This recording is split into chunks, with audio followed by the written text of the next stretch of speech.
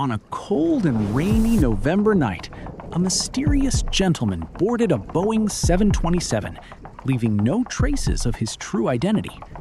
Quietly seated in the back, he opened his dark briefcase, revealing a terrifying glimpse of wires and dynamite that would alter aviation history forever.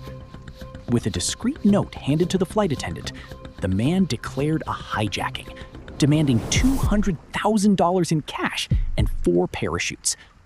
The plane took off into danger, cutting through a violent storm. At 10,000 feet, facing freezing winds and total darkness, he ordered the cabin crew to lower the aft stairs of the aircraft. Without hesitating for a single second, the man jumped into the dark abyss of the storm, vanishing into the night. The FBI launched the largest manhunt in history, searching through miles of dense forests and thick fog, but no trace was found.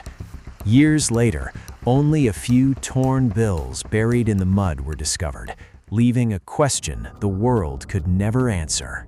Inside the dark rooms of the headquarters, the nation's top investigators reviewed every detail, looking for a pattern that simply did not exist. The radar screens that night recorded only the echo of a ghost flight before the target plunged into a total blind spot.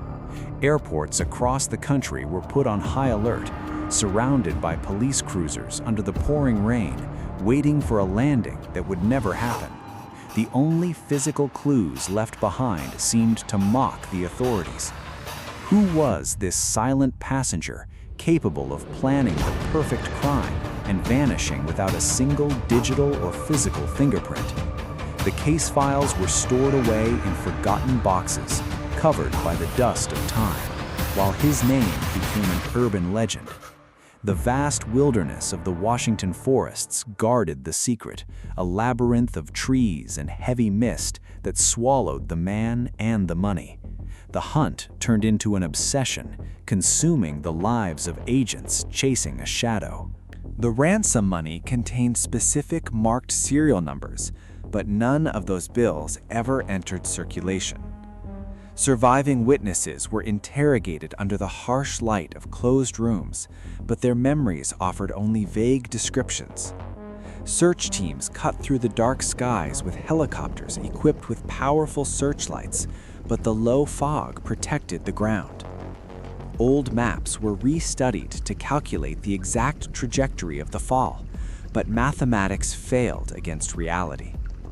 In isolated cabins in the middle of nowhere, false leads and conspiracy theories fed the myth of a survivor watching from afar. The hotline phone rang in the middle of the night, bringing new names and suspects, but every single line of investigation ended in a dead end. Bank vaults were monitored for decades, waiting for the stolen fortune to see the light of day, but the silence was absolute. The deserted roads crossing the region seemed to lead absolutely nowhere. Minutes before the jump, the atmosphere inside the cabin was terrifyingly calm, the prelude to a plan executed with surgical coldness. The case reached the courts and public opinion as the ultimate intelligence challenge, a wound to American pride.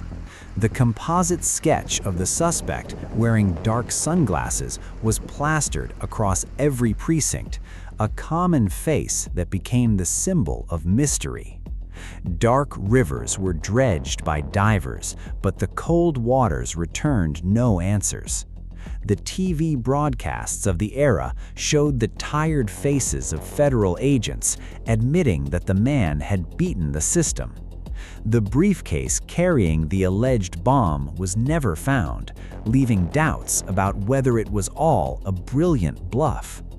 In the deep woods, the physical remains and the nylon parachute may have been destroyed by time, or perhaps they never touched that soil. Some believe he changed his name, crossed borders under a new identity, and lived in obscurity. The evidence boxes remain locked away in federal archives, a steel monument to one of the greatest enigmas of the 20th century. Time moved on, but the chronology of that November night remained frozen in place. Isolated lakes were mapped by satellites years later, but nature refused to surrender its truths. Classified documents were partially released to the public, revealing only that the government was just as lost as they were on the very first day. Aviation veterans still debate whether it was possible to survive a jump from that altitude under such extreme conditions. Tire marks in the mud and old trails were investigated as escape routes for a possible accomplice operating on the ground. The Boeing 727 flew toward the twilight, leaving behind the exact point where reality became a myth. The empty seat at the back of the cabin remains the final visual symbol of a man who challenged the world and vanished.